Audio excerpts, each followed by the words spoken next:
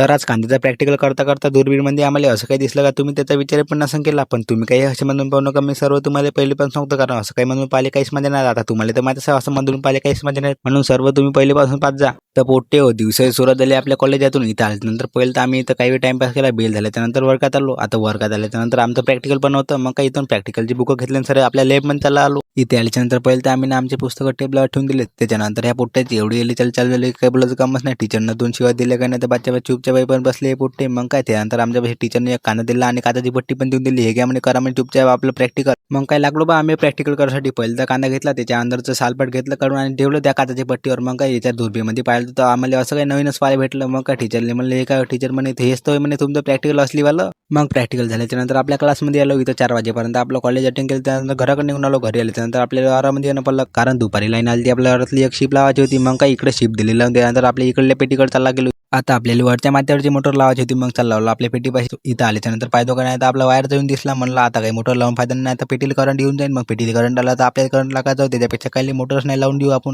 मग काय मोटर नाही लावून काही नाही, तर घराकडे चालला आलो. घरी आल्याच्यानंतर मयूर आला. मयूर म्हणे चाल म्हणे येऊ म्हणे कोट्यावर जराचं काम आहे म्हणे. मग काय टांग टाकली बा त्याच्या गाडीवर निघलो कोट्याला जाण्यासाठी. 6 मिनिटात पोहोचतो कोट्यामध्ये. इथे आल्याच्यानंतर चालला आलो एका इलेक्ट्रॉनिक्समध्ये, कारण तिथं मयूरानं काल पंप टाकला होता, तो आज आम्हाला वापस नाही होता. मग काही इथं आल्याच्यानंतर पहिलं तिथं आमच्या समोर पंप चेक करून घेतला. मग काही इकडे मस्त पाणी जातं तिथून. मग काय तिथं पंप चेक झाल्याच्यानंतर आम्ही पंप घेतला, निघलो घराकडे जाण्यासाठी. चला तर पोट्टे आजच्यासाठी एवढे भेटू आपण पुढच्या व्हिडिओमध्ये. तर ह्याच गोष्टीवर फॉलो करून घ्या पोट्टे हो.